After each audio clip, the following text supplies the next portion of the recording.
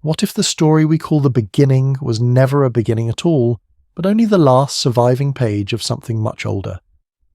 Traveller, imagine a shoreline that no longer exists, a wide coastal plain now buried beneath more than 100 metres of ocean, where fires once burned and footsteps pressed into soft earth before the ice melted and the water rose. Science tells us that at the end of the last ice age, sea levels climbed fast enough to erase entire landscapes within a few thousand years, quietly, completely. What are the odds that everything humanity built before that moment simply vanished beneath waves and sediment, leaving only fragments behind, a symbol carved too early, a structure aligned to stars no one was supposed to know yet, a silence where experiments and mistakes should be? Perhaps you are here because this question still echoes. Let's drift a little deeper. Imagine a dim room before dawn, traveller, the kind where instruments hum softly and dust settles on unfolded maps. Outside the window, the sky is still undecided whether it belongs to night or morning. In this quiet, there is a feeling that something has already begun long before we noticed. Not an event, but an awareness. Like gravity, it does not announce itself. It simply holds everything in place. Tonight the universe whispers again, and the whisper does not come from the stars but from the ground beneath your feet. There are moments in long study when the data stops behaving like numbers and begins to feel like memory. I have spent nights like this tracing timelines with a finger, watching them smooth themselves into improbably clean lines. Civilizations rise, flourish, and fall in neat arcs as if history were a carefully edited manuscript. And yet in the margins there are smudges, a stone that should not be there, a symbol that appears too early, a precision that arrives without rehearsal. These are not errors, they are pauses, places where the past hesitates as if unsure how much it should reveal. You're not here by accident, traveller. None of us are not really. The odds of consciousness arising on a small planet orbiting an ordinary star are already vanishingly thin. Add to that the odds that we would inherit a world layered with ruins, myths and unanswered questions, and coincidence begins to feel inadequate. What if the reason these questions keep returning is not because we are clever enough to ask them, but because the universe remembers that we once knew how to listen? In the quiet language of geology, time does not flow forward. It presses downward. Sediment accumulates like thought layer upon layer, each one compressing the last. Erosion is time thinking, slowly deciding what will remain. Most things do not survive this process. Wood dissolves, fibre vanishes, even stone forgets itself eventually. When something endures, it is not because it was meant to last, but because chance allowed it to escape erasure. This is why absence matters as much as presence. Silence is the universe thinking. I have often wondered alone under a red desk lamp whether we mistake silence for emptiness. In physics, the vacuum is never truly empty. It seethes with fluctuations, particles appearing and vanishing like half-remembered dreams. History behaves the same way. Between recorded civilizations, there are long stretches we call prehistory, as if nothing happened there. But energy does not disappear. It transforms. Knowledge too may not vanish. It may decay into forms we no longer recognize. Consider this observer. At the end of the last ice age, sea levels rose more than 100 meters. Coastlines retreated inland. Entire continents of human activity were quietly submerged. If people lived, worked, and remembered along those shores, their cities would now lie beneath darkness and pressure, unreachable, unreadable. No inscriptions, no monuments, only the slow, crushing patience of water. What are the odds that nothing of importance was lost there? What are the odds that the story we tell ourselves begins exactly where the evidence happens to survive? When anomalies appear, scientists do not rush toward wonder. We lean back. We measure again. We lower our voices. A single inconsistency can be dismissed. But when inconsistencies echo across continents, across epochs, they begin to hum. Like radiation left over from the birth of the universe, faint but persistent, these echoes suggest an earlier heat, an earlier intensity. Ruins become frozen echoes. Dust becomes leftover chronology. And the question is no longer whether something was erased, but how thoroughly. Myth enters this space not as fantasy, but as residue. Cultures separated by oceans speak of cycles of worlds renewed by fire or water, of knowledge lost and partially restored. These stories are often treated as metaphor, and perhaps they are, but metaphors are not arbitrary. They condense experience into forms that can survive forgetting. In astrophysics, light from a dead star can travel for billions of years before reaching us. By the time we see it, the source is long gone. Myth may be that kind of light, an ancient intelligence dimmed, distorted, but still moving. You are not lost in space, you are part of it. The atoms in your body were forged in stellar interiors long before Earth existed. In the same way, the ideas that shape human civilization may have been forged in contexts we no longer remember. When writing appears fully formed. When calendars arrive already tracking cycles longer than a human life. When architecture aligns with skies it should not yet understand. These are not proofs. They are invitations. Some mysteries aren't meant to be solved, only observed. There is a peace that comes with accepting this. I have felt it in the early hours when exhaustion softens certainty, and the need for answers loosens its grip. The universe does not hurry to explain itself. It allows us to circle questions for centuries perhaps, for entire civilizations. Somewhere beyond our reach, something ancient still moves, not with intention, but with persistence, like tectonic plates, like memory itself. In the end, traveller, it is all right to not understand. Understanding is not the opposite of mystery. It is what mystery leaves behind when it brushes past us. Tonight is not about uncovering a lost city or naming a forgotten people. It is about sensing the weight of time, the depth of silence, and the possibility that we are living not at the beginning of history, but inside one of its many echoes. Tonight the universe whispers again, and for now listening is enough. As the night deepens, traveller, the idea of a single beginning starts to lose its firmness. Not because it is wrong, but because it feels incomplete, like a shoreline drawn before the tide has finished moving. History prefers clean edges and clear thresholds. A first city, a first script, a first civilization stepping forward into light.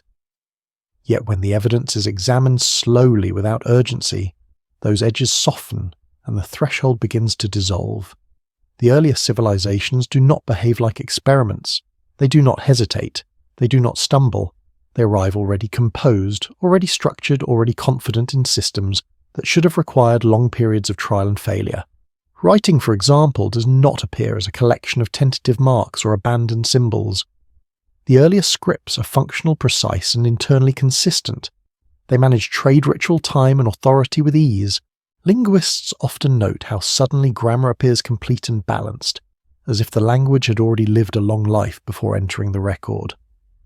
The archaeological layers beneath these scripts remain strangely quiet. The drafts are missing. The apprenticeship is gone. Architecture tells a similar story. At multiple early sites across the world, stone is shaped and placed with an understanding of stress, weight, and movement that suggests experience rather than intuition. Walls flex where earthquakes are common. Foundations drain where seasonal flooding would threaten collapse. Structures align with celestial cycles that require observation across generations. These are not obvious solutions. They are refined ones, and yet they appear at the beginning of recorded history, not at its peak. What follows is perhaps even more unsettling. Later cultures inherit these constructions. They preserve them. They build upon them, but they rarely surpass them. In many cases, the techniques simplify. The precision fades. The knowledge seems to thin rather than expand. Progress appears to move backward, not forward, like a memory losing detail over time. This inversion does not dominate the record, but it repeats often enough to raise quiet questions. Science does not ignore such patterns. It approaches them carefully, looking first to the environment for explanation. And here the planet itself becomes part of the narrative. Earth is not a static archive designed to preserve memory. It is a restless system. Ice advances and retreats. Rivers shift their paths. Coastlines migrate. Over deep time, the most habitable regions are often the most vulnerable. During the last ice age, vast coastal plains existed where oceans now lie. These areas were fertile, navigable, and well-positioned for trade and observation. They were not marginal lands, they were central. When the climate warmed, these landscapes did not decline slowly. They disappeared. Sea levels rose more than 100 meters sometimes in rapid pulses. Entire regions were submerged within human timescales. Anything built there was not destroyed by war or fire. It was simply taken by water and sediment, compressed, dissolved, hidden beyond reach. No inscriptions to recover, no ruins rising above the surface, only absence. Archaeology struggles with absence. It is trained to read objects' layers and materials. But when expected stages of development repeatedly fail to appear across writing architecture, and social systems, absence itself begins to speak. The missing prototypes, the missing experiments, the missing mistakes. Civilization appears with memory, but without childhood. This is where myth quietly enters the discussion. Not as proof and not as fantasy, but as compression. Across cultures separated by vast distances and time stories repeat a similar structure. Worlds rise, worlds fall. Knowledge is lost to water or fire. Survivors rebuild with fragments, not continuity. These narratives are often symbolic, but symbols preserve shape when detail is lost. They remember patterns long after facts dissolve. Science confirms that such collapses occurred. Paleoclimatology records abrupt cooling events, massive floods, and volcanic winters capable of disrupting life on a global scale. Genetics reveals population bottlenecks, moments when human diversity collapsed sharply before expanding again. These were not gentle transitions, they were ruptures. After rupture, continuity breaks. What survives is not history but function, a method of planting, an alignment to the solstice, a symbolic number whose origin is forgotten. Over time, these fragments harden into tradition. Ritual replaces explanation. Orientation replaces memory. What once solved a practical problem becomes sacred because the reason it worked is no longer remembered. This process does not require advanced lost technologies or global empires. It requires only time, vulnerability, and recurrence. Small regional cultures, knowledge passed orally, skills refined across generations then erased by environmental change. Survivors carry pieces forward without context. What emerges later feels like invention, but it may be inheritance. This idea unsettles because it challenges a comforting belief that progress is irreversible, that knowledge only accumulates, that humanity always moves forward. Biology does not behave this way. Ecosystems collapse. Species lose traits they no longer use. Intelligence adapts, but it also sheds. There is no guarantee of permanence. Civilization may follow the same rhythm.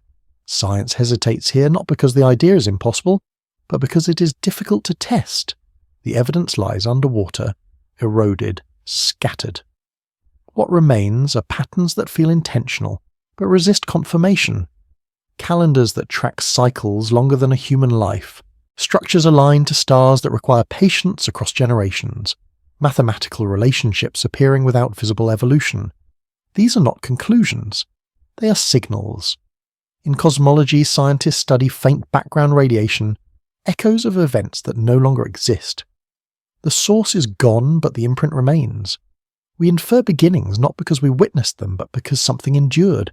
Civilization may leave a similar echo. Not cities, not names, but recurring forms, persistent orientations, familiar structures appearing again and again as if remembered by the species rather than by individuals. Perhaps we are living inside one of those patterns now. Traveller, you are not being asked to believe in a hidden history, only to notice where the story feels too smooth, to observe how often complexity arrives without preparation, to feel the tension where silence replaces evidence. Silence is not emptiness, it is compression. It is what remains after time has decided what can be carried forward. As your thoughts slow and the edges of wakefulness soften, there is no urgency to resolve this.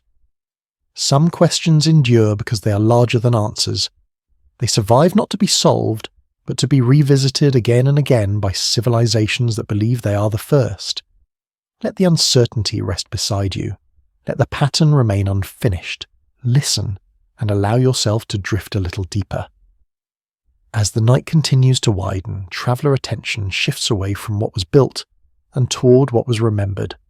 Not memory in the personal sense, but memory as gravity, a force that bends behaviour long after its source has vanished.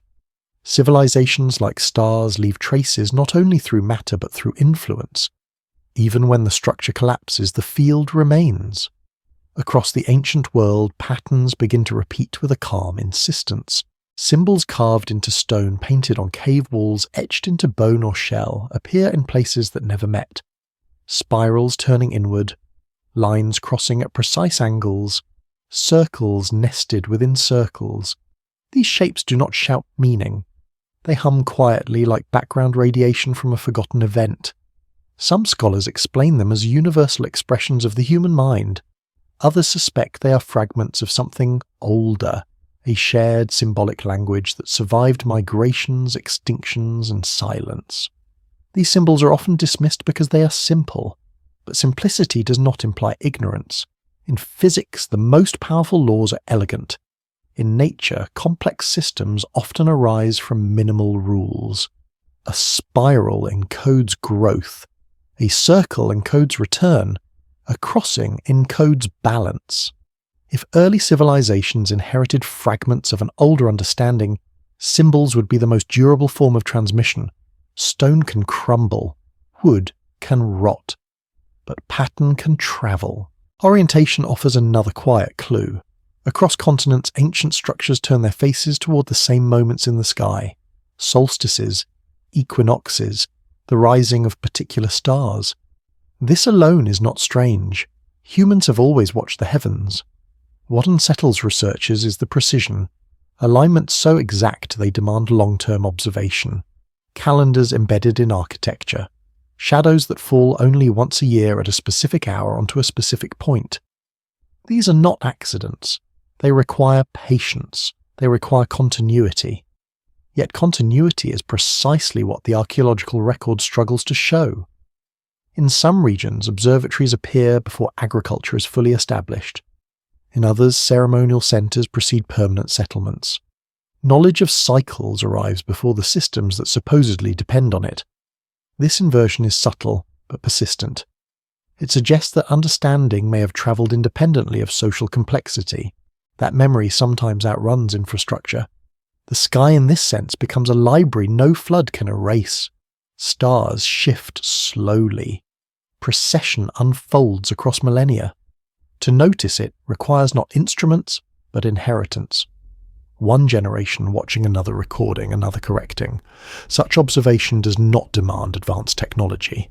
It demands stability of attention across time.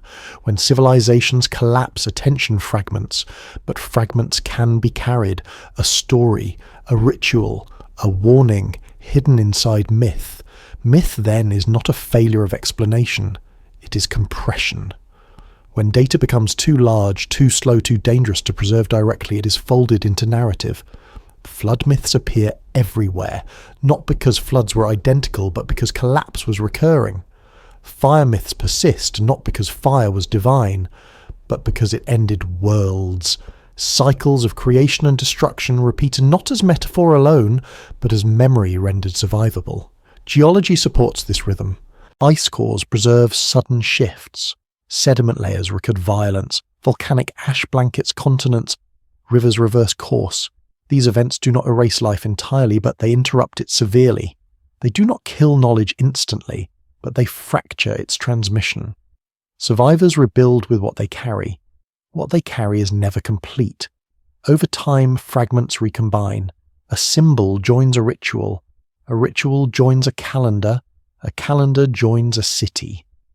The result feels like invention, but it may be reconstruction without blueprints. Traveller. This is where the idea of multiple civilizational cycles becomes less provocative and more inevitable. Not grand empires spanning the globe, but repeated local peaks of understanding. Cultures that reach coherence, then dissolved. Knowledge that stabilized briefly, then scattered. Each cycle leaving behind faint residues that later cultures interpret as beginnings. Consider how often later civilizations speak of teachers who arrive after catastrophe. Figures who bring agriculture, astronomy, law, or healing. They come from the sea, from the mountains, from the sky. Their stories are symbolic, but the structure is consistent. Knowledge appears when society is ready to receive it, not when it is created. This does not require gods or visitors from beyond the earth. It requires survivors. Survivors carry memory unevenly. Some remember technique. Others remember rhythm. Others remember warning. When these meet again, culture ignites. When they do not, fragments drift into superstition or art. Science notices this pattern in technology as well. Techniques disappear and reappear. Stone drilling of surprising precision. Metallurgy arriving fully formed. Navigation emerging where no written theory survives. These are not proof of a lost golden age. They are signatures of interruption. Skills learned then forgotten. Rediscovered later as if new. Even knowledge itself seems to obey entropy. Without reinforcement, it decays. Without context, it mutates. Without continuity, it mythologizes. And yet, something persists. Across cultures, humans return to the same questions. Where did we come from? How does time move? Why does the sky repeat? What ends worlds? These questions are not culturally taught. They are gravitational. They pull attention across ages. Perhaps because they were once answered and the answer was lost. As a scientist, I have spent long nights beside instruments humming softly in the dark. Sensors gathering data from distant stars. Screens glowing faintly. Dust settling on maps of places that no longer exist. There is a peace in accepting that the universe does not owe us clarity. Some signals arrive incomplete. Some patterns never resolve. Uncertainty is not a failure. It is a condition. In cosmology, we study echoes of the Big Bang not because we expect to return to it, but because it shaped everything that followed. In history, we may be doing the same, studying the echoes of civilizations whose names are gone but whose influence bends the present. If humanity is the 7th civilization or the 5th or the 100th, the number matters less than the rhythm.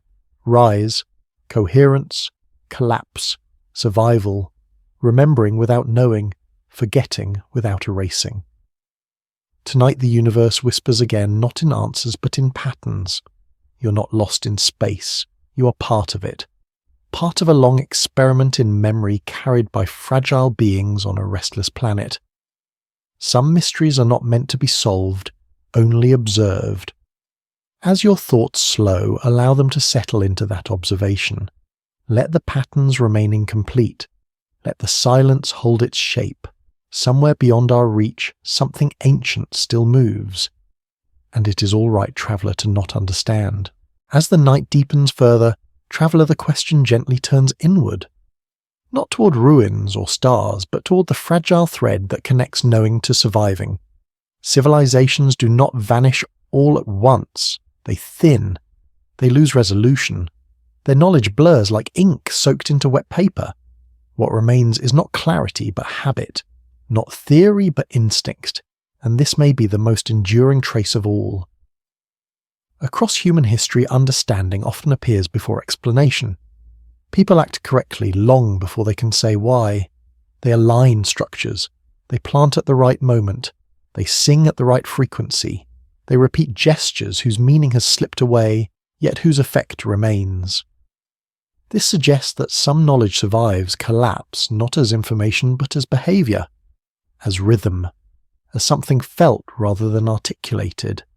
In neuroscience, memory is not stored in a single place. It is distributed. Damage one region, and fragments persist elsewhere. Civilization may behave the same way.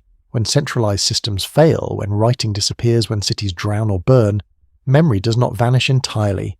It disperses into bodies, stories, routines, into the way hands shape stone, into the way voices rise and fall in chant, into the quiet certainty that certain moments in the year matter more than others. This is why so many ancient practices feel strangely precise, even when their explanations feel vague. A ritual performed at dawn on a solstice, a path walked only in silence, a chamber entered once a year. These are not random traditions. They are timing mechanisms preserved without clocks. calendars carried without numbers. They are knowledge compressed into ceremony. Geology reminds us how often compression is necessary. When environments destabilize survival favors what is simple, repeatable, memorable. A formula written on paper is fragile. A story woven into myth can survive migration. A measurement encoded in architecture can persist even after its purpose is forgotten. In this way, collapse does not destroy knowledge evenly. It reshapes its form. Consider how often ancient cultures describe the loss of language, the shattering of unity, the scattering of people. These myths do not mourn buildings. They mourn coherence. They remember a time when understanding felt whole, when the world made sense as a single system. After collapse, that system fractures into disciplines. Astronomy separates from ritual. Geometry separates from music. Ethics separates from ecology. What was once integrated becomes specialized. Perhaps earlier civilizations did not think in fragments the way we do now. Perhaps they did not divide knowledge into categories because survival required synthesis. Skyland body and time may have been understood as one system. When that system broke, later cultures inherited pieces without the structure that held them together. This would explain the recurring sense of incompleteness that haunts ancient achievements. The feeling that something essential is missing, that the builders knew more than they recorded, that the symbols point somewhere we can no longer follow. It is not that they hid the answer. It is that the question itself has changed. In physics, we know that observation alters what is observed. In history, interpretation does the same. We search for lost civilizations using modern expectations, cities, machines, texts, hierarchies. But what if earlier civilizations organized themselves differently? What if their complexity was ecological rather than monumental? What if their legacy was balance rather than expansion? Such civilizations would leave light footprints, managed forests instead of walls, water systems instead of roads, oral maps instead of stone inscriptions. When they collapsed, their structures would dissolve back into the landscape, leaving only subtle anomalies, soil that behaves differently, vegetation that grows in unexpected patterns, traditions that feel older than memory. Modern science is only beginning to notice these traces. Satellite imagery revealing ancient land management beneath jungles, chemical signatures of long-term cultivation where no cities are recorded, genetic patterns suggesting prolonged stability followed by abrupt dispersal. These are not dramatic revelations, they are quiet corrections. They suggest that absence in the record does not equal absence in reality. Traveller. This is where humility becomes essential. The past does not owe us spectacle. It does not arrange itself to fit our narratives. Sometimes it survives only as a tendency, a preference, a recurring idea that reappears wherever humans gather long enough to ask the same questions again. Why do we keep returning to cycles, to balance, to the idea that excess leads to collapse? These are not moral lessons invented by philosophers. They may be empirical observations encoded in story. Civilization that ignored them may not have survived to write their conclusions. This is not prophecy. It is pattern recognition. As a researcher, I have learned that data rarely announces its meaning. It accumulates slowly, quietly, until one day the shape becomes visible. Often, by the time certainty arrives, the moment for action has passed. History may operate the same way. Warnings become obvious only after they are no longer preventable. Yet even this is not cause for dread. There is comfort in rhythm. Stars explode and seed new stars. Forests burn and regenerate. Knowledge collapses and reforms. The universe does not rush. It experiments patiently. If earlier civilizations existed, they were not failures. They were iterations. Attempts to harmonize intelligence with environment under conditions we can barely reconstruct. Their disappearance does not diminish their achievement. It contextualizes it. And perhaps this is the quiet gift they left behind. Not blueprints or machines, but the understanding that survival is not permanence. That meaning does not require endurance. That influence can persist long after form dissolves. Tonight, as the world grows still, imagine those earlier peoples not as lost but as folded into us. Their questions echo in ours, their intuitions surface in our art and science. Their caution whispers when systems grow too rigid, when certainty hardens, when balance tips.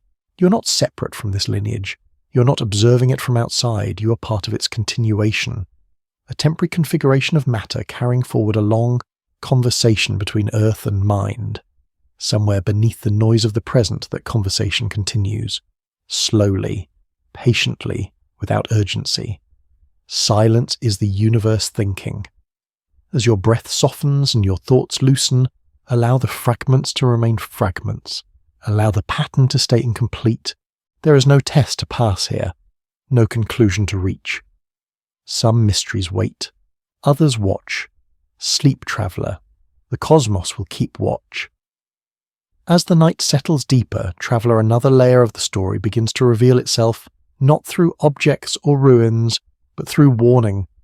Not a warning spoken aloud, but one carried quietly through repetition, like a pattern the universe insists on drawing, again and again, until someone finally notices. Civilizations rarely describe their own endings clearly. They describe what came before them. They speak of earlier worlds that fell out of balance, of ages that ended not with celebration but with silence. Fire, water, darkness, wind. These are not poetic decorations. They are the vocabulary of disruption. The language of systems pushed beyond their limits. When scientists examine collapse, whether ecological, social, or technological, a familiar rhythm appears. Complexity grows. Interdependence deepens. Efficiency increases. Then resilience quietly fades. A single failure spreads. A small imbalance multiplies. What once felt stable becomes brittle. Ancient myths describe this moment with unsettling clarity. A golden age gives way to division. A time of harmony fractures into conflict. Knowledge becomes power. Power becomes excess. Excess invites correction. Not punishment, but reset. Nature reasserting boundaries that were forgotten. These stories do not accuse, they observe. Geology confirms that the Earth itself operates this way. Long periods of stability punctuated by abrupt change. Ice sheets retreat. Seas rise. Volcanic winters dim the sky. Magnetic fields wander. None of this is malicious. It is simply the planet adjusting to forces larger than any species. If earlier civilizations existed, they would have lived inside these rhythms. Their survival would have depended on reading subtle signals. Shifts in animal behavior. Changes in wind patterns, variations in star positions. When those signals were missed or ignored, collapse would not announce itself dramatically. It would arrive quietly disguised as normal variation until it was too late. This is why warnings are often preserved symbolically rather than literally. A story about a flood carries more longevity than a technical manual on sea level rise. A myth about divine anger survives longer than a climate graph. Narrative is resilient. Data is fragile. Perhaps earlier worlds learned this the hard way. Across cultures we see the same admonitions repeated in different forms. Respect, balance. Do not take more than you return. Remember the sky. Remember the seasons. Remember that permanence is an illusion. These are not moral platitudes. They are survival heuristics. Modern science echoes them in different language. Feedback loops, carrying capacity, tipping points, planetary boundaries. The vocabulary changes, the insight does not. What feels unsettling is not that ancient people understood these things, but that they understood them without our tools. They reached similar conclusions through observation, memory, and consequence. And when their systems failed, those conclusions became encoded as cautionary tales. Traveller. This is where the notion of a seventh civilization begins to feel less speculative and more reflective. Not a count carved in stone, but an intuition shaped by repetition. A sense that humanity does not move forward once, but cycles through attempts at coherence. Each cycle learns something. Each cycle forgets something. The forgetting is never complete. The learning is never permanent. Consider how often advanced societies ignore their own warnings. Data accumulates. Models predict strain. Yet daily life continues unchanged. The mind resists abstraction. Collapse is always imagined as dramatic, not gradual, as external, not systemic. Ancient myths capture this blindness perfectly. People warned by messengers they dismiss, signs ignored because they disrupt comfort. The catastrophe arrives not as surprise but as confirmation. These stories persist because they mirror behaviour, not because they describe specific events. They are mirrors held up across millennia. If earlier civilizations encoded warnings, they may not have intended them for us specifically. They may have intended them for whoever came next, whoever rebuilt, whoever stood again at the edge of complexity and believed themselves immune. In this sense, the silence in the archaeological record becomes part of the message. The absence of predecessors is itself instructive. It tells us that collapse can erase almost everything, that no amount of sophistication guarantees continuity, that memory is selective and time is indifferent. Yet within this realization, there is a quiet reassurance. Collapse does not erase meaning, it transforms it. Lessons survive not as blueprints but as tendencies, as instincts toward caution, toward humility, toward reverence for systems larger than ourselves. You can feel this instinct when you stand beneath a night sky far from cities, when the scale overwhelms explanation, when certainty loosens its grip. That feeling is not ignorance, it is alignment. Somewhere along the way, humanity learned to associate progress with control, with mastery, with domination. Earlier civilizations may have experimented with a different definition, one rooted in attunement rather than conquest. Their disappearance does not prove failure. It may prove vulnerability. A society that leaves light traces is easier to erase. As someone who studies these patterns, I have learned to sit with ambiguity. Long nights with instruments humming softly, dust settling on charts no one reads anymore. The quiet acceptance that some signals never resolve into answers. They remain probabilities, suggestions, whispers. This is not frustration, it is peace. It is. In the end, traveller, it is all right to not understand. Certainty is not required for belonging. Participation does not demand mastery. You are already part of the system you are trying to comprehend. Tonight the universe whispers again. Not urgently, not loudly, just enough to be noticed if you're still. Perhaps the warning is not about collapse at all, but about listening. About remembering that intelligence evolved inside ecosystems, not above them. That survival favours those who notice patterns early, not those who deny them longest. As your thoughts slow and the world recedes, allow this idea to rest gently. Earlier civilizations may have risen and fallen, but the conversation continues. It flows through myths, through science, through the quiet unease that arises when familiar stories no longer satisfy. Some mysteries aren't meant to be solved, only observed. And some warnings are not commands, but invitations. Invitations to pay attention, to soften certainty, to remember that even now, beneath our complexity, we remain participants in a much older rhythm. Sleep, traveller. The cosmos will keep watch. As the night carries us farther inward, traveller, the story bends back toward return. Not a return to ruins or origins, but to the quiet movement of repetition itself. Civilizations do not only fall, they echo. What survives them is not stone, not text, not names, but pattern.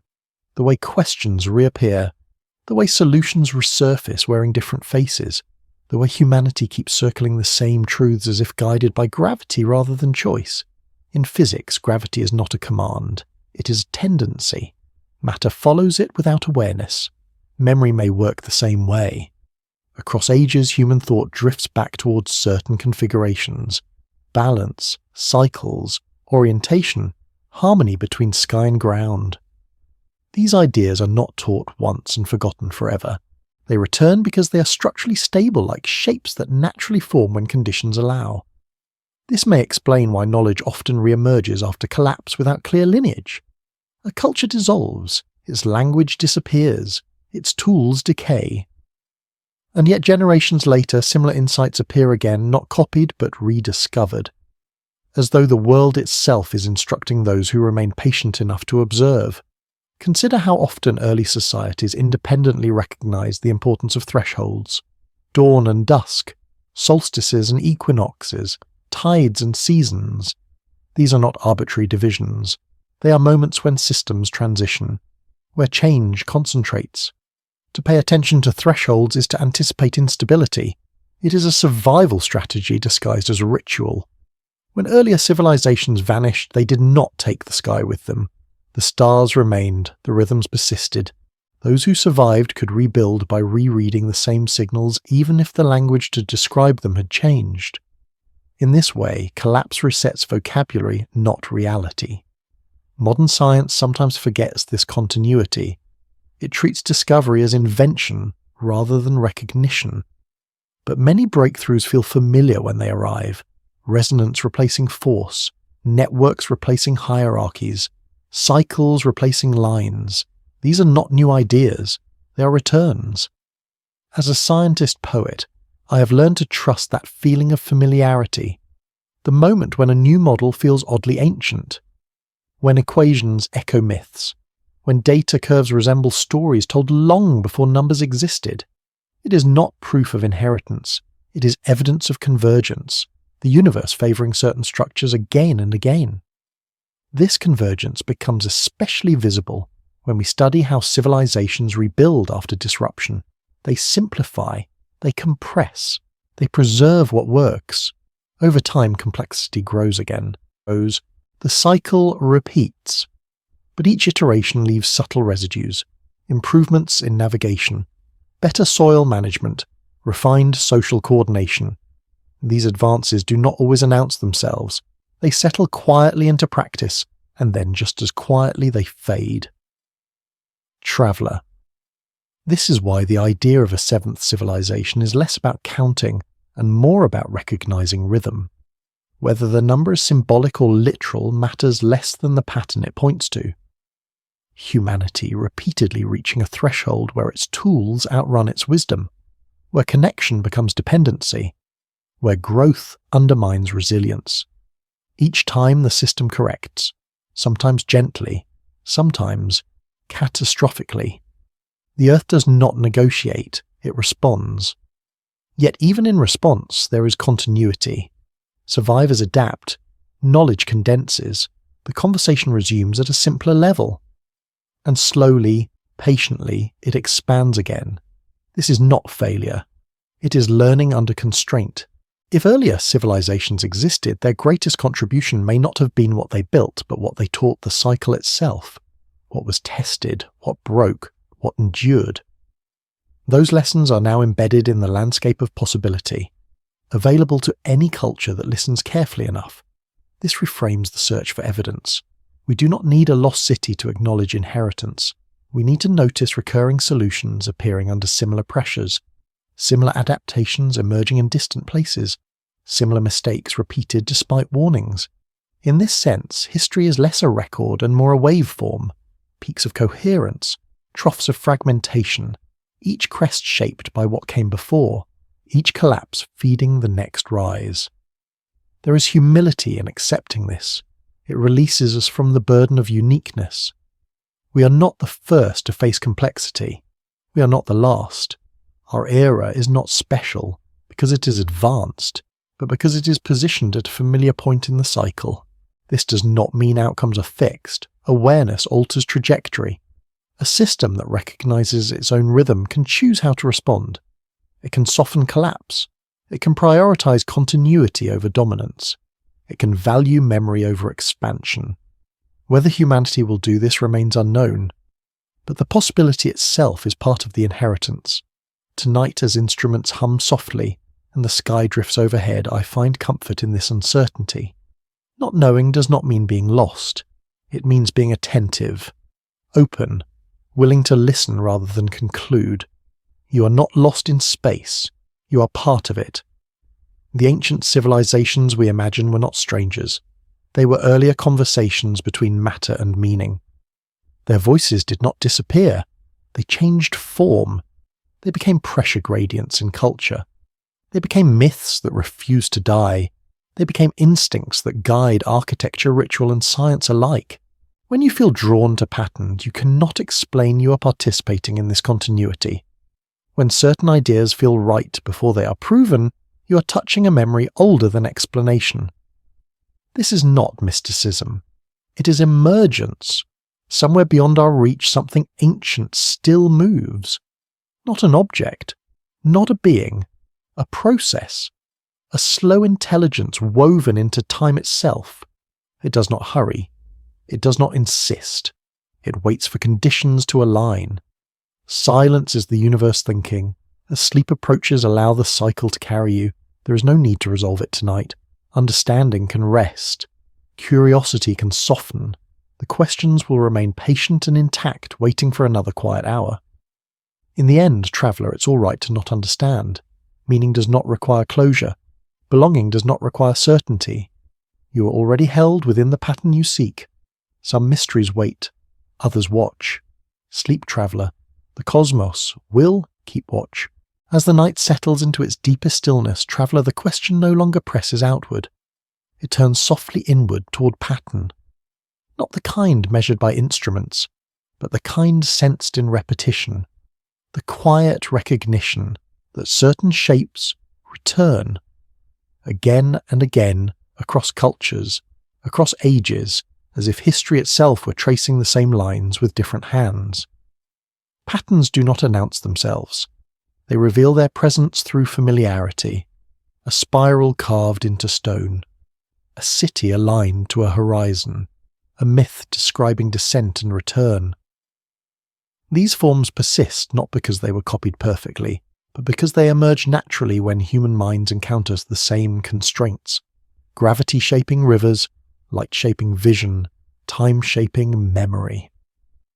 In mathematics, a pattern that appears independently in multiple systems is often considered fundamental, not invented but discovered. Civilization may operate under similar rules. When conditions repeat, responses converge. The same solutions arise because the problem has returned. This is why distant cultures so often arrive at similar ideas without contact. Triadic worlds, sacred centers, cycles of renewal. These are not coincidences. They are stable answers to recurring questions. How do we orient ourselves in vastness? How do we remember what matters? How do we survive change? Earlier civilizations may have recognized this intuitively. They did not seek novelty for its own sake. They sought alignment.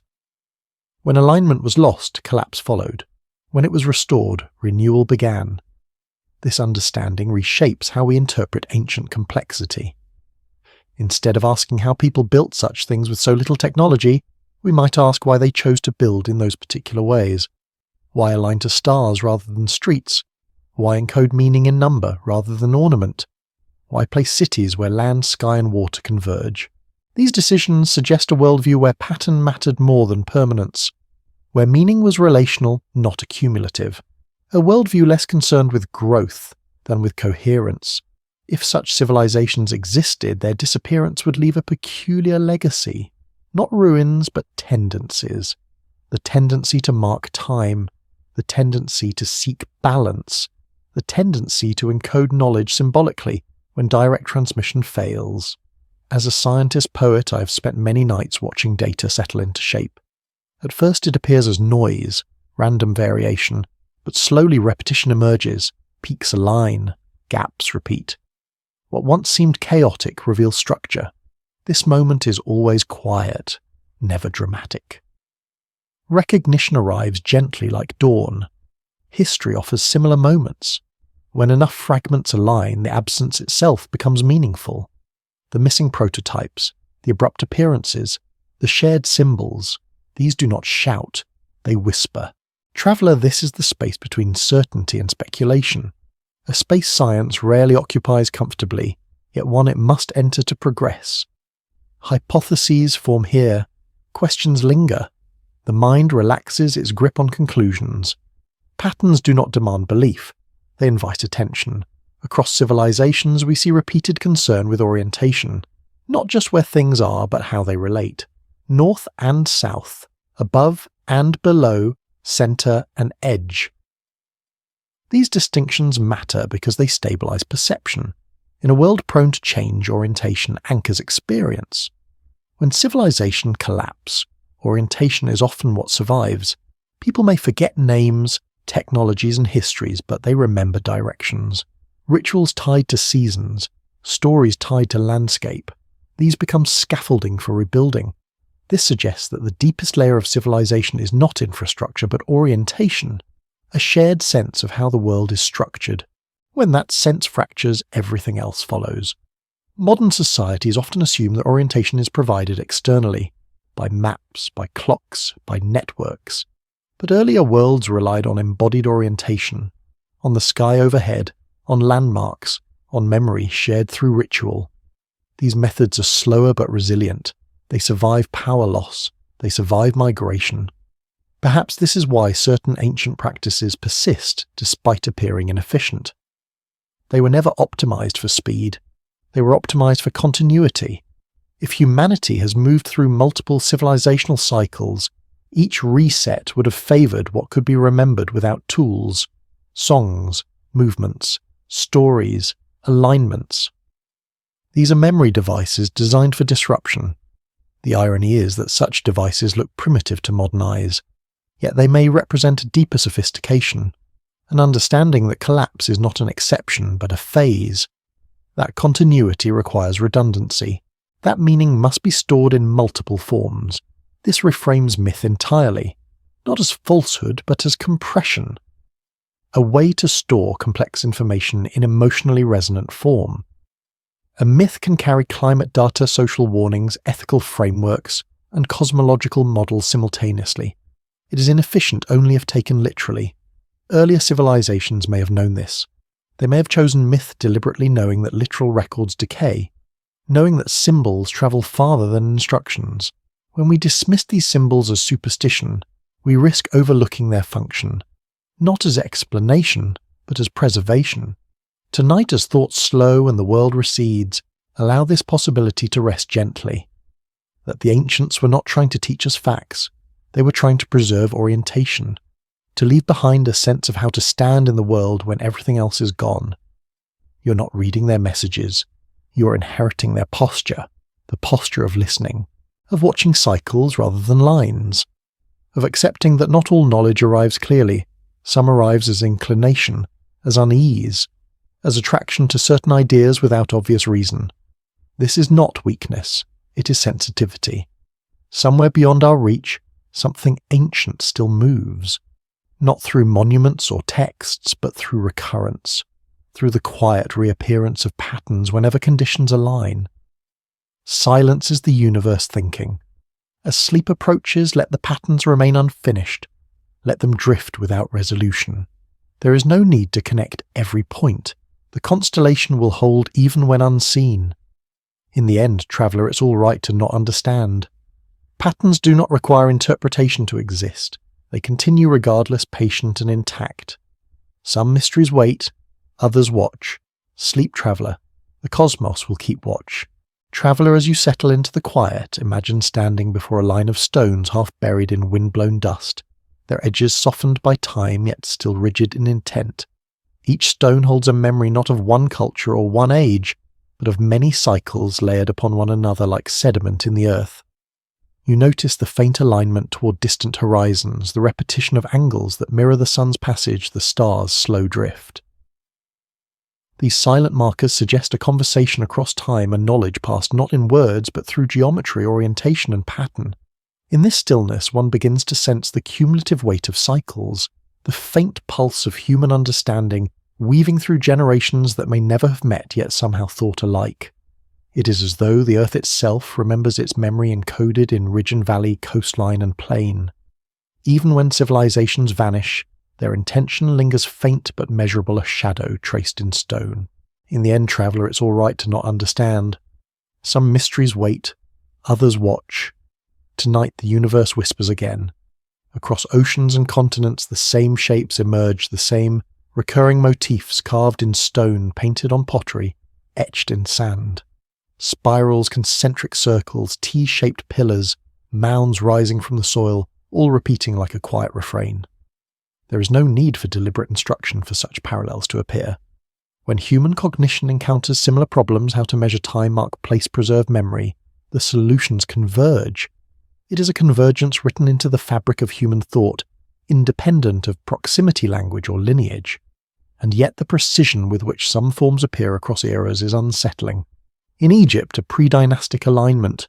In the Andes, terraces and temples echoing principles thousands of miles apart. These coincidences suggest inheritance, or at least the faint imprint of a conceptual tradition older than written history. It is not proof of continuity, but a whisper that continuity might have existed. Somewhere beyond our reach, something ancient still moves. Sleep, traveller. The cosmos will keep watch. The silent pulse of repetition continues in mathematics and number. 3, 4, 7, 12 numbers recurring across ritual architecture and astronomy, embedded in systems far apart in geography and time. The Sumerian base 60, the Mayan, long-count Egyptian cycles of Sirius, all hint at a mind inclined to pattern, to division, to counting, in ways that resonate with the cosmos itself. These numbers, simple yet profound, carry meaning not only in calculation, but in orientation, in the perception of order.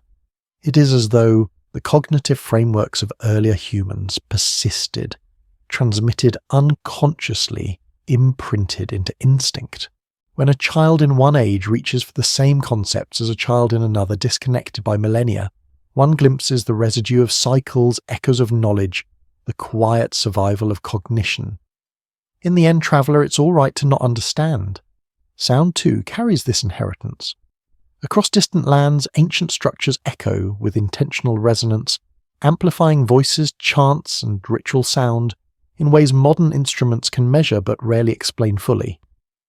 The chambers of Malta, the corridors of the Andes, the subterranean halls of Newgrange all hum with frequencies designed to alter perception, to draw attention, to communicate. Here knowledge moves in vibration, in energy, in waves that travel through time as much as space. It is a knowledge that cannot be written, only experienced a lesson encoded into form, into stone, into geometry. And in the quiet observation of these echoes, one begins to perceive a pattern. Human understanding was often less about permanence than about transmission, less about durability than about resonance. Some mysteries aren't meant to be solved, only observed. Tonight the universe whispers again. Consider the earth itself, reshaped by hands and minds across cycles. Landscapes bear the imprint of cultivation, of modification, of conscious attention. Ancient forests cleared for gardens, rivers guided along intended paths, terraces carved into mountainsides with precision. The Amazon, Southeast Asia, Mississippi Valley, and Central Asia all show signs of careful management long before monumental architecture appears. So much of this work has vanished, absorbed by soil, water, and plant growth, leaving only subtle signatures detectable by attentive observation. These remnants speak not of conquest, but of a knowledge embedded in interaction with the environment, a wisdom that survives in the quiet geometry of living systems. Some mysteries wait, others watch. Navigation and seafaring offer another layer. Tens of thousands of years ago, humans crossed oceans with minimal material evidence surviving. The paths taken, recorded only in genetic traces, linguistic echoes, and oral tradition, suggest a deep understanding of stars' currents and environmental cues. Navigation was not a tool but a language shared among groups who left no monuments, yet guided entire migrations. It is in this subtle mastery, traveller, that the resilience of earlier knowledge becomes evident. Not all survival leaves stone behind. Some survives in intuition, in skill, in the instinctive alignment to the world. Sleep, traveller. The cosmos will keep watch. Architecture, too, reveals its pulse across space and time. Megaliths, temples, and cities emerge abruptly in the archaeological record, displaying sophisticated planning without observable precursors. Precision stonework appears suddenly only to vanish later, leaving later societies to rediscover it in fragmentary form. This rhythm repeats with metallurgy, hydraulics, and astronomy. Knowledge surges, recedes, and returns elsewhere, as though civilization is a wave, rather than a line, a pulse, rather than a ladder. There is quiet logic in this pulse. It is not chaos. It is the rhythm of rise, collapse, and re-emergence. In the end, traveller, it's all right to not understand. Some mysteries wait, others watch. Oral tradition carries memory further than the tools of stone and clay. Across continents, myths recount floods, Fires, migrations, and celestial events preserving knowledge abstractly, yet with astonishing consistency. Flood stories from Mesopotamia, Polynesia, and the Americas reflect environmental upheaval. Cosmological myths encode astronomical cycles. Heroes arriving from afar may represent survivors of prior civilizations, carrying knowledge refracted through ritual and story. Memory is resilient, adapting to circumstance, translating facts into symbols that endure. Some mysteries aren't meant to be solved, only observed. Cycles emerge everywhere in architecture, myth, number orientation, and the body. Dualities in cosmology, sky and earth, sun and moon, chaos and order, appear in distant cultures, often resolved through shared principles. World trees, pillars, ladders, sacred axes appear repeatedly, suggesting an inherited cognitive structure. The details differ, yet the logic persists. Human thought itself may be a repository, a vessel carrying traces of earlier experiments, ensuring that despite collapse, fragments remain.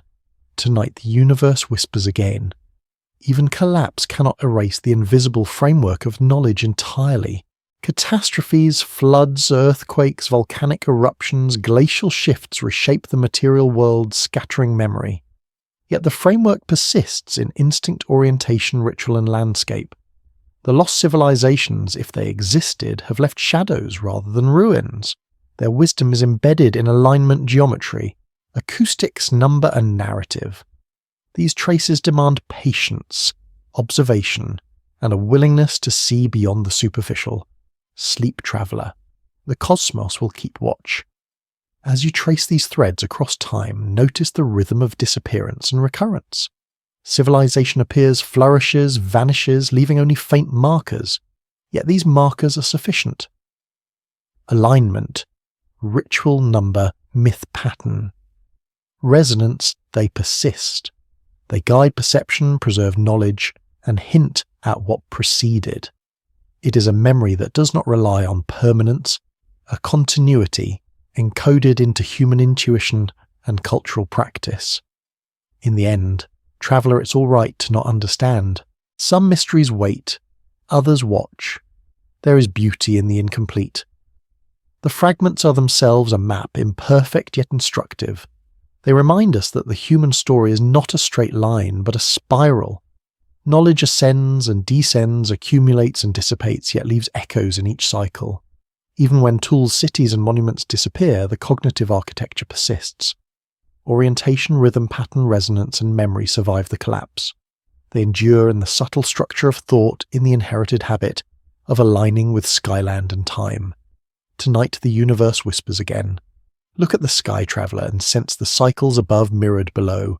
Stars align horizons, shift, seasons turn, and yet the pulse remains. This pulse resonates with the long thread of human memory of knowledge encoded in landscape myth and ritual. It is the trace of civilizations that rose and fell, some leaving only concept, some leaving structure, most leaving faint echoes. You are part of this continuum, observing, sensing, and perhaps remembering. Sleep traveller. The cosmos will keep watch. Even the quietest traces speak volumes when one listens. Soil chemistry, pollen layers, remnants of ancient waterways, subtle geometry of landscapes all whisper of deliberate activity of knowledge transmitted in fragile, perishable forms. These are the scripts of civilizations that preferred resilience over permanence, adaptability over monumentality. To read them requires patient attention and a willingness to follow intuition rather than instruction. Some mysteries aren't meant to be solved, only observed. Finally, let your thoughts drift into the pattern itself. Let the repetition, recurrence, and rhythm carry you. Each cycle, each fragment, each whisper contributes to a sense of continuity, of human persistence, of knowledge surviving catastrophe. The world is layered with these echoes, waiting for those who can notice them. In the end, traveller, it's all right to not understand. Some mysteries wait, others watch. Tonight the universe whispers again. Traveller imagines standing on a windswept plateau as the sun dips behind jagged peaks, casting long shadows across stones that seem to hum with age. Each surface carved or shaped whispers a message older than memory, a residue of knowledge surviving cycles long erased by time and catastrophe. Dust swirls along forgotten paths, settling into grooves worn by hands we cannot trace. Here the past does not lie silent. It pulses subtly, a rhythm embedded in stone soil and sky. Even when cities vanish beneath water or vegetation reclaims their streets, the intention of earlier minds lingers in the geometry of the landscape, in the alignment of monoliths in patterns that repeat across continents. It is as though the Earth itself remembers, and we are only beginning to perceive its quiet narrative. In the end, traveller, it's all right to not understand. Some mysteries wait, others watch. Tonight the universe whispers again. Across oceans and deserts the same motifs emerge. Spirals etched into rock-concentric circles in clay. T-shaped pillars and megalithic alignments, all separated by millennia, all appearing independently. The repetition hints at inheritance or universal cognition, an underlying architecture of thought that persists despite distance and disruption. Number geometry, sound, and orientation appear as threads weaving through the human story, a fabric stretched across time, fragile yet resilient. The precision of early calendars, the alignment of sacred sites to solstices and stars, the sudden mastery of metallurgy and masonry, all suggest knowledge passed through cycles of rise, collapse, and renewal. Some mysteries aren't meant to be solved, only observed. Look to the stars, traveller, and consider the patterns of navigation, astronomy, and ritual embedded in civilizations separated by oceans and continents. The paths of stars guided migrations and preserved cosmologies. The rising and setting of constellations mapped cycles of planting, ritual, and survival. These cycles, observed and recorded through generations, carry fragments of understanding whose origins now lie obscured beneath sediment, water, and the erosion of memory. Knowledge survives not only in texts or monuments, but in the rhythm of observation, the intuition of the mind, the gestures repeated by hands and eyes across ages. Sleep, traveller. The cosmos will keep watch. Sound too preserves memory. Chambers, corridors, and stone circles resonate at specific frequencies, amplifying voice chant and ritual in ways that shape perception. Across the globe from Malta to the Andes, acoustics were harnessed deliberately, suggesting awareness of principles that transcend the visible. Music, chant, and vibration encoded understanding, a subtle transmission, surviving collapse when artifacts could not. In these silent echoes one finds evidence of continuity beyond material, a legacy woven into the very experience of space. In the end, traveller, it's all right to not understand. Civilizations appear abruptly in the archaeological record, flourishing with precision and sophistication, only to vanish and re-emerge elsewhere. Megalithic walls, hydraulic systems, astronomical observatories all hint at prior mastery, often with no visible lineage. Knowledge surges, dissipates, and reappears, carried not by artifacts alone, but by memory embedded in culture, intuition, and practice. The cycles of rise and collapse leave faint imprints, patterns of recurrence visible, if one watches with patience. Each repetition, each echo forms a constellation across time, guiding the observer toward a deeper understanding of human persistence. Some mysteries wait, others watch. Even oral tradition preserves fragments of lost civilizations. Flood myths, creation stories, and cosmic cycles transmit knowledge encoded in narrative, often aligned with environmental and astronomical events. Survivors of prior collapses encoded their understanding in ritual and story, ensuring continuity even as material culture eroded. Myths and symbols carry lessons about balance, resilience, and the fragility of human achievement. These intangible legacies persist alongside stone and soil, guiding successive generations in ways both subtle and profound. Sleep, traveller. The cosmos will keep watch. Finally, consider the quiet imprint of human thought on the Earth itself. Altered landscapes, engineered soils, canals, terraces, and settlements reflect environmental mastery long before monumental architecture appears. These interventions are subtle, easily reclaimed by nature, yet they endure in pattern, form, and function. Civilization leaves traces not only in ruins, but in rhythm, geometry, and alignment embedded in the interaction between humans and environment. Each cycle of rise and collapse reinforces these threads, teaching us that knowledge persists not only through material artifacts, but through perception, intuition, and repeated practice. In the end, traveller, it's all right to not understand. Some mysteries wait, others watch. Tonight the universe whispers again. Observer. Imagine a clear night where the air is so still it feels sealed, and the stars look sharper than they should, like needles pressed through velvet. Far from city light, the sky doesn't glitter for beauty alone. It hangs there like an archive. Each point of light is a timestamp, each dark gap a missing paragraph, and the Milky Way a pale river of older than human memory. When I've spent long nights with instruments humming beside me, charts spread across a desk dusted with fine grit, I've felt it quietly that the sky is not above history, it is inside it. Because the sky keeps its own record, and it does not care what we believe. The cosmic microwave background, that faint afterglow of the early universe, still washes through us like a whisper too ancient to translate. Radiation becomes a kind of language without grammar, a soft static that has crossed billions of years to reach your room tonight. And yet, even without knowing the equations, you can sense the way the heavens persuade the mind into patterns. You are not lost in space, you are part of it. Across the world, early sanctuaries and stones kept turning their faces toward the same events. Solstices, equinoxes, heliacal risings, the tilt of Earth, the slow breathing of seasons. Some alignments are simple, almost inevitable, like a child noticing where the sun returns, but some are uncomfortably precise, as if someone watched for a very long time. The precession of the equinoxes, for example, is a cycle of roughly 26,000 years, so slow it asks for patience beyond a single lifetime. To recognize it, a civilization would need continuity, the kind collapses tend to shatter. And yet hints of long sky thinking appear again and again like fragments of an older map caught in the gravity of later minds. Sometimes I wonder if gravity itself is memory. It keeps bodies in orbit. It keeps moons loyal. It keeps oceans returning to the shore.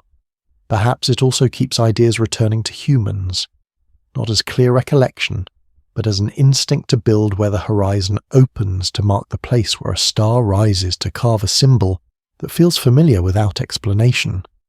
Erosion is time thinking slowly, patiently, taking the sharp edges off certainty, until only the durable shapes remain. Look at the names that repeat in myth: Orion, the Pleiades, Sirius.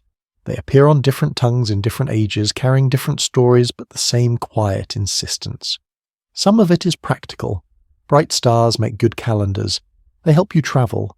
They warn you when rains are near. But the strange part is how often these stars become teachers, judges, gatekeepers, as if ancient people weren't only tracking light, but listening for intelligence within it. A poetic mistake, perhaps, or a faint memory of a time when reading the sky was as natural as reading a face. And then there is the sky's violence, gentle in its distance, but absolute in its power. Solar storms that bruise the magnetosphere, impacts that rewrite coastlines, volcanic winters triggered by the Earth's own pressure and fire. When those things happen, cities are fragile libraries, dissolve languages, fracture. A civilization can lose itself in a single generation, leaving behind only what can ride inside a story, inside a song, inside a ritual repeated until it becomes tradition. Light becomes ancient intelligence, not because it speaks, but because it endures. And endurance can look like wisdom when everything else is temporary. So when we ask if we are the seventh civilization, we are also asking whether the sky has watched this pattern before, whether it has seen humans rise, record, forget, and rise again, like small sparks trying to keep a flame in the wind. The heavens offer no verdict. They only continue indifferent and beautiful, scattering photons like quiet testimony. Some mysteries aren't meant to be solved, only observed. In the end, traveller, it is all right to not understand. Let the questions soften. Let the stars remain unreadable if they choose. Tonight the universe whispers again, and you can simply listen before sleep takes you. Traveller.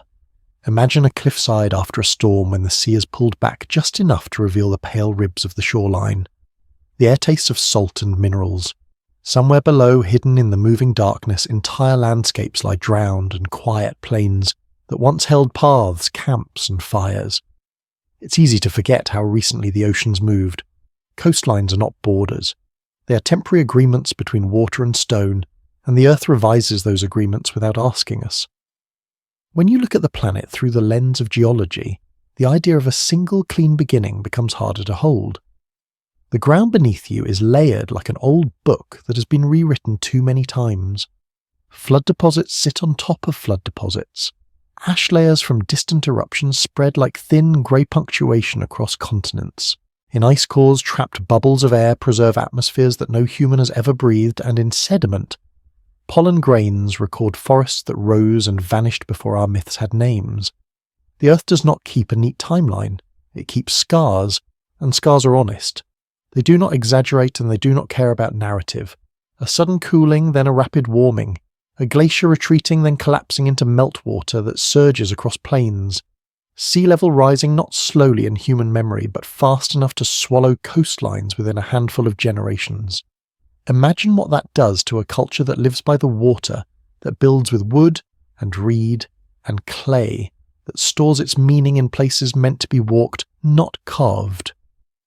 One hard shift and the map is gone. The archive is under silt. The language loses its anchors. What survives is not proof. What survives is instinct. Sometimes I picture the Earth as a patient librarian, who never throws anything away but who also never labels the shelves. You can find a clue, yes, a charred layer, suggesting fire, a band of pebbles suggesting flood, a sudden change in isotopes, suggesting a climate pivot. But you cannot from stone alone retrieve the faces, the songs, the names. Sediment can tell you that a world ended. It cannot tell you who was still awake when the wave arrived. This is where the tension between science and myth becomes strangely gentle. Myth is not data, but it is not nothing either. Across cultures, stories speak of waters that rose skies, that darkened seasons, that broke. Many of these tales are symbolic, shaped into moral lessons or sacred dramas. But geology reminds us that the Earth is fully capable of producing events that would feel, to those living through them, like the end of everything. A glacial lake outburst, a mega tsunami, a volcanic winter, a prolonged drought that turns cities into dust. None of this requires a supernatural hand. The planet itself is enough, and if earlier societies existed, even modest ones, the Earth has had countless chances to erase their evidence. Not because someone planned it, but because preservation is rare. Archaeology prefers stone and bone. It prefers dry caves and stable deserts. It does not love coastlines, forests, deltas, and floodplains, the places humans most naturally choose to live. That means the picture we call history is already biased toward what endured, not what was important. The past we can see is the past that survived the Earth's editing. When I sit late at night with maps spread beneath a small lamp, I sometimes trace old shorelines with my finger, imagining where rivers once ran through plains now buried under water. There are continental shelves where divers have found drowned forests, ancient hearths, stone tools sealed in mud. These finds do not prove lost empires, but they do prove something quieter, and just as unsettling that humans lived in worlds that no longer exist, and those worlds can vanish so completely that only faint chemical shadows remain. Silence is the universe thinking, but the Earth has its own version of silence. It is the hush of sediment settling after catastrophe, the long quiet of a buried valley, the slow swallowing of a coastline. If we are the seventh civilization, perhaps the earlier cycles were not glittering advanced or global. Perhaps they were simply human building meaning in vulnerable places, learning patterns, losing them, and leaving behind fragments that later ages mistake for coincidence. In the end, traveller, it's all right to not understand. The ground does not owe us clarity. Some mysteries wait, others watch. Tonight the universe whispers again and the earth keeps turning beneath your dreams. Traveller, imagine returning to a place you once knew in daylight, but arriving again at night when everything familiar has shifted into silhouette. The road is the same, yet the shadows make it feel older. The trees seem to listen. Even the air carries a different weight, as if time itself has folded, and you're walking through a memory rather than a landscape. This is what it feels like when we come back to the present after wandering through vanished epochs. The world around us looks solid, confident, modern. and yet beneath it the Earth holds other versions of the same story stacked like quiet transparencies. There is a temptation when speaking of forgotten civilizations to search only for ruins dramatic enough to reassure the imagination. Great walls, lost cities, monumental stones. But the truest returns are rarely that loud. They are subtle, almost domestic, like a faint scratch on a map that should be smooth or a data point that refuses to sit politely inside the model. In my own late nights with instruments humming softly, I've learned that the most revealing signals are often the weakest ones. A small anomaly repeated. A pattern that comes back when it shouldn't. A whisper, not a shout.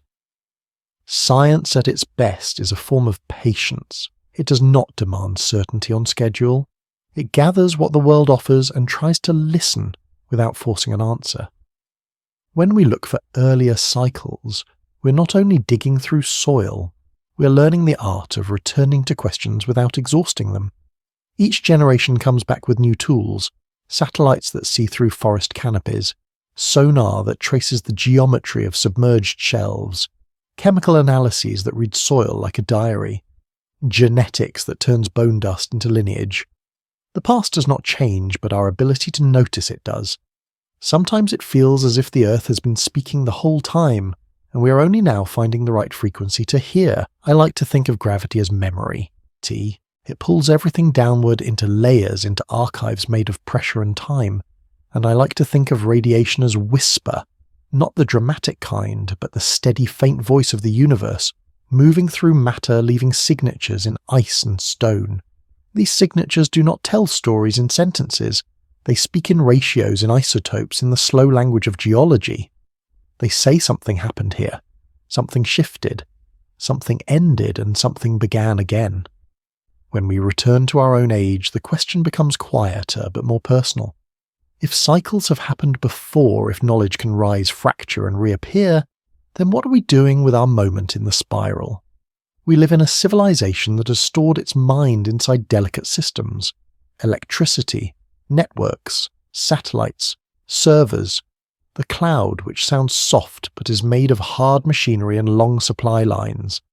It can feel permanent because it is everywhere at once. Yet history teaches a gentle lesson. Complexity is not the same as durability. A library is only immortal as long as someone keeps the lights on. This isn't meant to frighten you. The tone of the universe is not cruelty, it is scale. The cosmos does not hate fragile things. It simply does not arrange itself around them. Somewhere beyond our reach, something ancient still moves, and it moves without urgency.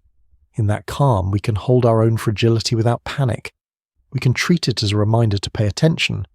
Because if earlier civilizations were erased, they were erased not only by catastrophe, but by the way time dissolves what is not reinforced, and that is why the return matters.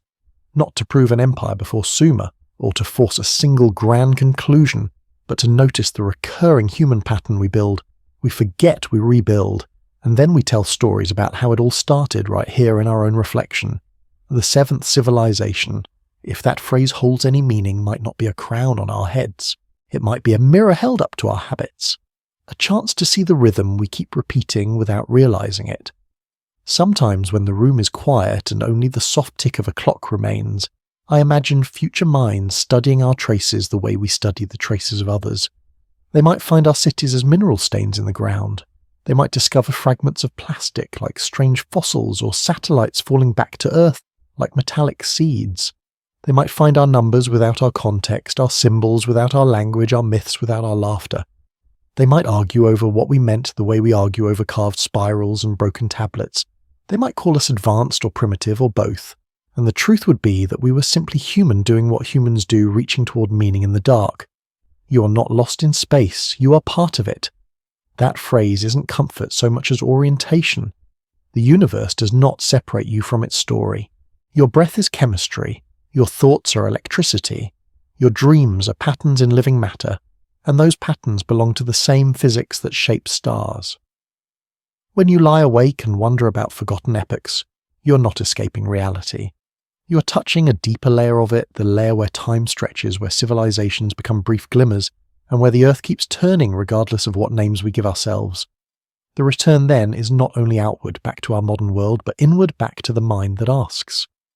Some mysteries aren't meant to be solved, only observed. Not because truth is forbidden, but because the universe is bigger than our need for closure. The evidence we gather is real, and the gaps are real too, and between them is a gentle space where imagination and discipline can coexist without fighting. A space where we can say, this is what we know, and this is what we don't, and both are worth holding. If earlier civilizations left anything for us, it may not be a map to their cities. It may be a lesson encoded in the simple fact of absence. That absence teaches humility. It reminds us that what we call the beginning is often just the earliest surviving page. It invites us to build with awareness, to store knowledge in more than one place, to value continuity as much as brilliance. Not as a moral command, but as a soft evolutionary wisdom, the kind that emerges when you've watched patterns repeat long enough. And now, traveller, as this thought returns gently to you like a tide, you don't have to force an answer. Let the question remain open in the way a night sky remains open. Let it be spacious. Let it be quiet. Tonight the universe whispers again, and the earth holds its layered stories close. In the end, traveller, it's all right to not understand. Sleep, traveller. The cosmos will keep watch. Observer, imagine a room lit only by a single screen, and the faint glow of instruments the rest of the world softened into shadow. A map lies open on the desk, its edges curled, dust gathered in the folds like quiet snowfall. Outside the city sleeps, and inside the mind keeps turning, not because it is restless, but because some questions feel older than we are, and they do not release us easily. They circle with the patience of planets returning again and again, as if the universe is testing whether we have learned how to listen. There is a moment in every long investigation when the evidence stops feeling like separate pieces and begins to feel like a kind of weather, not proof, not conclusion, just atmosphere, the sense that something has been moving beneath the surface for a very long time.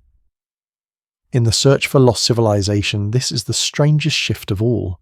You stop asking only what was built and you start asking what was remembered, because structures collapse and coastlines drown and languages fracture. Yet certain ideas, certain instincts, certain patterns keep resurfacing as if they are carried not by stone but by the shape of the human mind itself. I have spent nights staring at charts where the lines should be smooth and yet there is a faint ripple, a deviation so small it could be dismissed as noise. But noise repeats traveller and repetition is how the universe confesses. In archaeology, that confession might be an alignment that appears in more than one place. In myth, it might be the same story spine appearing in different cultures like a shared skeleton. In geology, it might be a layer of ash that crosses continents, a signature of a sky that once darkened everywhere at once. These things do not announce themselves as a single answer. They assemble into a quiet implication the world has reset before, and what survives a reset is not always what we expect. We tend to imagine knowledge as something stored in books, carved in tablets, fixed inside archives that can be preserved. But knowledge is also embodied. It lives in the hands that know how to shape stone. It lives in the eyes that read waves and wind. It lives in the voice that remembers a route by song. And this is what makes civilizational memory so fragile. When collapse comes, it doesn't only topple buildings, it breaks the chain of apprenticeship. It interrupts the slow transfer from one mind to another. A library can burn in a night, but a tradition can vanish even more quietly simply because there was no one left to teach it. And still sometimes fragments slip through. Not intact, not labelled, not understood, but carried forward like embers wrapped in ash. A ritual whose meaning has faded but whose structure persists. A symbol repeated because it feels right, even when no one remembers why. A calendar that encodes cycles far longer than a lifetime, as if it was designed by people who believed the world would return again. When I look at these fragments, I do not feel certainty. I feel something gentler and heavier, recognition of a pattern. The pattern of humans rebuilding after loss, inheriting pieces without instructions, turning remnants into myth, because myth is how memory survives when language fails. It is easy to overreach here to make the leap from resonance to certainty, from echo to empire. But it is also easy to be too timid to dismiss everything that doesn't fit to call every convergence coincidence simply because it complicates the story. The truth as usual lives in the quiet middle. We can respect the scientific method while still admitting that the record has holes. We can honour skepticism without pretending that absence is a clean answer. Because sometimes absence is the most important evidence of all. A missing staircase, a missing prototype, a missing path of development. The world does not always preserve the drafts. Sometimes it preserves only the finished page and leaves us to wonder what was edited out. If we truly are the seventh civilization, then the most haunting possibility is not that earlier worlds were grander than ours, but that they were ordinary in the way we are ordinary, living day by day beneath a sky that did not promise them safety. Perhaps they built along coasts that are now sea floor. Perhaps they trusted seasons that later broke. Perhaps they grew skilled within stable climates and then watched stability vanish. Catastrophe does not need to be cosmic to be total. A drought can erase a kingdom. An eruption can silence a culture. A shift in sea level can remove entire homelands from the map, leaving future generations to argue over shadows underwater. Sometimes I think of erosion as time thinking. It does not hate the past. It simply keeps working. It rounds the edges of stone pools, walls into dust, carries inscriptions into riverbeds, dissolves names into silt. And sometimes in the same patient way, history itself thinks. It selects, it forgets, it preserves what happens to survive. Not what is most important, but what is least vulnerable. If earlier civilizations wanted to leave a message, the safest place might not have been a monument. It might have been a pattern, a way of seeing, a framework that could be carried in stories, in numbers, in alignments with the sky. Because light travels farther than stone, and ideas sometimes outlast the hands that first held them. This is the reflection that returns late at night when the instruments fall quiet and the mind loosens its grip on the need to solve. We may never find a doorway that proves everything. We may never uncover a single artifact that forces the world to rewrite its textbooks in one dramatic stroke. Instead, we may keep finding what we have always found, scattered fragments, convergences, silences, the faint residue of continuity, where continuity should not exist. And perhaps that is enough. Perhaps the point is not to pin the past to the wall like a specimen, but to learn humility before the depth of time. So let the question remain with you without becoming a weight. Let it be a lantern, not a burden. Silence is the universe thinking, and in that slow thought, you can rest. In the end, traveller, it's all right to not understand. Some mysteries wait. Others watch. Tonight the universe whispers again, and you can drift with it safely into sleep. Listener, imagine the last light in the room fading to a soft ember, the kind that does not brighten anything, only reminds you that the night is still here. The map on the desk becomes a darker shape within darkness. The instruments no longer feel like tools, but like quiet companions that have done their best, and now are willing to let the world remain unfinished. Outside the window there is a hush that seems deeper than weather, as if the planet itself is holding a slow breath. By this point in our journey, the evidence no longer feels like separate discoveries. It feels like a tide. A pattern that rises, pulls back, rises again.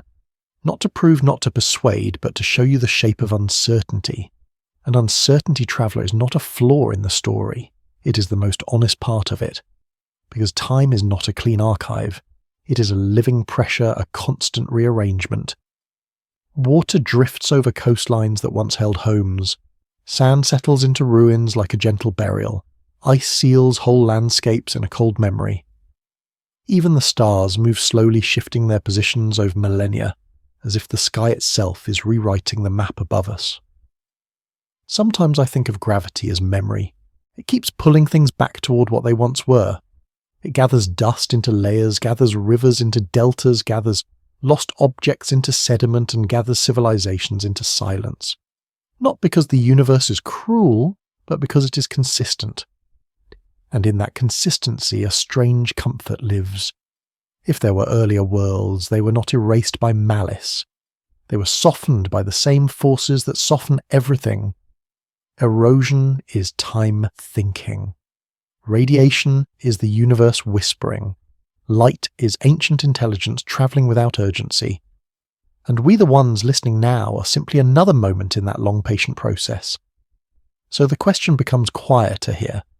Not what did they build, or where did they go, but what remains when everything else disappears. The answer is rarely stone. Stone can crack, topple, dissolve. The answer is often something more delicate, a habit of aligning with the sky, a recurring number in calendars that outlast empires, a myth that survives conquest because it lives inside lullabies and fireside voices, a sense faint but persistent that history is not a straight road, but a spiral. The spiral returns. The spiral repeats. The spiral teaches even when the lesson is half forgotten. And perhaps this is what it means to be the seventh civilization. Not the seventh in a neat count, but the seventh in a feeling the seventh, in a rhythm of rise and loss and rebuilding. We inherit not a complete blueprint, but fragments. We live among echoes. We interpret shadows and call them facts. We search the seafloor for cities that may never appear, and we search our own minds for certainty that may never arrive. Yet still something in us keeps looking, keeps listening, keeps tracing the quiet outlines, as if curiosity itself is the oldest artifact we possess. If the past is a door, it is not a door that swings open with one key. It is a door made of many small hinges: geology, myth, astronomy, archaeology, genetics. Each hinge creaks a little when touched, and together they suggest a space behind them, a room we can sense but not fully enter. That is not failure. That is the human condition standing before deep time. In the end, traveller, it's all right to not understand. Some mysteries wait, others watch. Tonight the universe whispers again, and you can let your thoughts loosen like dust settling back onto a map and drift gently into sleep. Traveller, imagine the faint glow before dawn when the horizon is neither night nor day but a slow breath between the two. The world feels suspended, waiting as if it remembers something it cannot quite speak aloud. You stand there wrapped in that silence and realize this moment has happened before, perhaps not to you, but to countless others. People who watched the same light rise after worlds ended. People who rebuilt fires, drew the first marks in wet clay, or looked up at the stars and thought, "We've been here before?" The awareness hums softly in the chest. It is not fear, it is recognition. In every age, humanity reaches a point where memory begins to blur. The oldest stories lose their names and ruins lose their builders, yet the questions remain circling patiently. Who came before us? What did they know? How much of them lives inside what we call discovery? The further we travel into science, the more myth we find waiting at the edge of understanding. The further we chase myth, the more science follows, whispering its confirmations in different words. Eventually both point to the same quiet truth that knowledge does not vanish, it changes form. It drifts like light through dust, like gravity through distance, finding new vessels whenever the old ones collapse. Civilizations fall, but patterns endure. The instinct to measure time, to align stone with the sky, to give sound and number to the movement of the heavens, these are not inventions. They are memories that have learned how to survive extinction. Even now, when we design machines to record the universe, we are repeating gestures older than cities, the act of listening, of translating the invisible into something we can hold.